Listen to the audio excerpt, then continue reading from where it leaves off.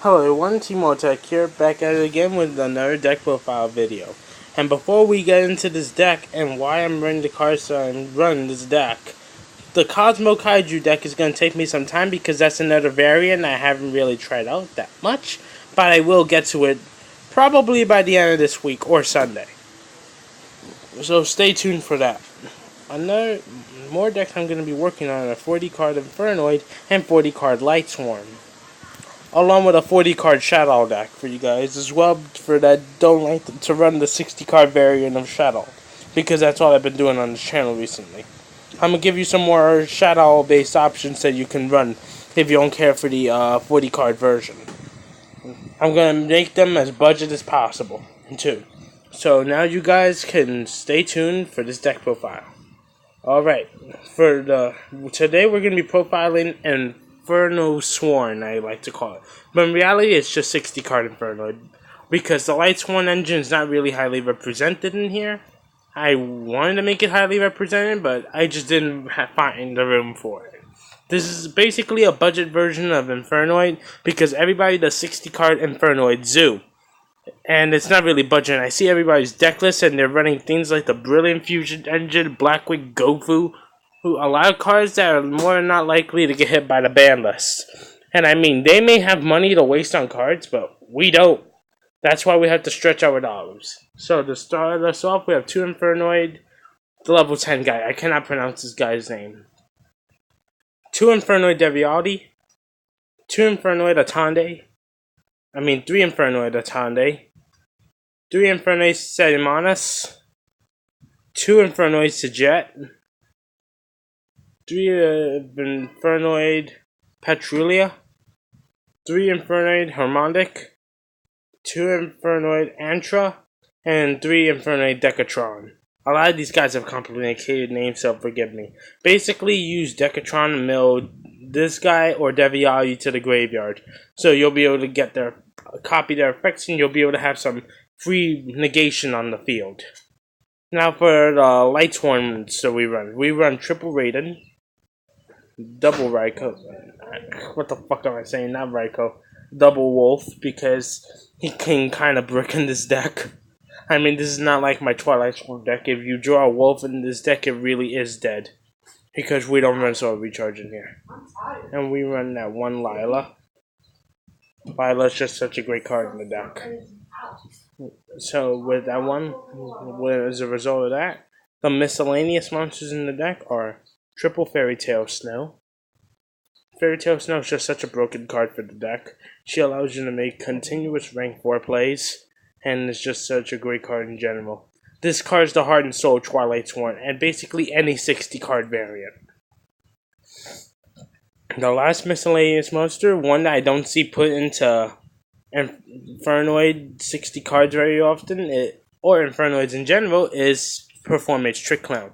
Now here's my thing with this card. You can continually tribute this card once a turn in order to negate your opponent's cards at the price of 1,000 life points. That's just broken. This guy is a level 4 monster that keeps coming back that you could potentially overlay or link summon with. You need this goddamn card in the deck. I've even considered running 2 in the deck at some point, so I can mill it consistently, but I chose not to do that because of, consistency issues. And now let's go on to the spells. One copy of that 1-for-1 so we can get to that Decatron right away. One if that grass looks greener. I'm not explaining this. Or left arm offering.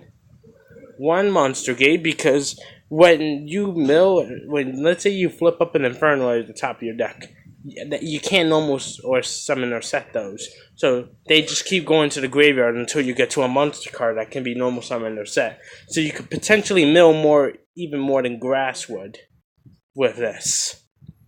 Reasoning, because my reasoning is that if they know that you're running Infernoids, they're more than not likely to call level 1. But then when you mill things like Fairy Tail Snow, you get a free special summon. That's why you never know with reasoning. It's basically out of the woodworks card, even though it's at 1. It was actually put at 1 because of Infernoids. But still a decent card. Double Gold Sark. I prefer Gold Shark over Power Desires. Power Desires, I've explained in my last video why I do not run Power Desires in my 60 card deck. It's dumb. Don't try it. Don't do it. Don't hurt yourself like that. You have enough consistency as it is. Gold Shark can allow you to bait out Ghost Dash, and they can allow you to get to grass too. I've had people Ghost Dash my Gold Shark in the process of me using it. And then I activate Left Arm Offering, and then they rage quit because they misused Ghost Dash on the wrong card. Run that one Foolish Burial, because Foolish Burial is just a great card to mill that Trick Clown or that Wolf and get that free 1-card summon. Double charge the Light Brigade. I want this thing to go back to 3 already, so I can make my Twilight Swans even more broken. 2 Void Seer. It's a great card for giving your monsters towers like protection for 1 whole turn. And it's a quick play, so still a great card. And it's basically like Return the Dragon Lords for Infernoid, so still a great card. 1 copy of that Burial from a Different Dimension. A lot of people don't run this card in the Infernoid deck, and I just don't understand the logic behind that. Because this card allows you to put Infernoid names back in the graveyard, so you could rebanish them for more Infernoids, or for Fairy Tale Snow herself. This is a broken card in the deck. I would love to run 2 of this thing, but it's at 1, so can only run 1. 2 Void Imagination, and 3 Void Banishment. The reason I run 2 Void Imagination is because this card allows you to facilitate your OTKs, and you can banish this with Fairy Tale Snow in order to take away its neg effect. But I just run 2 of it because you can search it out really easily with Void Banishment, so it's not necessary to run at 3. That 1 copy of Future Fusion, yes, I said in the past that I do not like Future Fusion as a card, but you might as well slap it into your Infernoid deck if you're going to run it, so you'll have instant access to Tiara. Because why not? Triple Void Feast. This is the second most broken card in the deck. Number 1 being Grass. Because this card is the reason that this deck can actually function without having to mill with Grass. Because you could just summon a whole bunch of free names from the deck. When I do my 40 card Infernoid deck list, this is going to be the heart and soul of the deck. You do not want your opponent negating this with Ghost Dash or anything like that. Triple Power Wall, because Power Wall allows you to protect yourself from heavy damage from cards like Tyranno Infinity and Ultimate Conductor Tyranno. In return, you get to mill even more cards, which is broken. So you could potentially mill more snow targets or mill more wolves, so you can wall up your field and prevent yourself from getting OTK'd. Very good overall. Now for the extra deck, I run that 1 Infernoid Tiara. Tiara is a pretty powerful card if you manage to summon it off of Future Fusion, I'm not gonna lie. You run triple Elder Entity Nist because you want to send all 3 of these babies to the graveyard with Tiara, so you can get 3 free pops on the field. Automatically off of this thing being summoned, which is insane. I run 1 side free blow Omega because Omega is just so powerful. And Stars Dragon as well. These 2 cards are so powerful because when they banish themselves and they come back to the main monster zone, they come back to the main monster zone during the end phase, so they don't take up that 1 extra deck slot. Thus, these cards are +1s in the deck, and they don't hurt you in any way. You have to run them if your deck can access them. And now the rest of these are kind of fill-ins, but at the same time they're not, because these XYZs could actually be made. Number 81, number 38, Red Ice Flare Metal Dragon, and the True King of All Calamities. All of these cards can be made in the deck, because all your Infernoids have different levels. You'd be surprised how often you can go into a True King of All Calamities with this deck. And on top of that, we run double Minerva.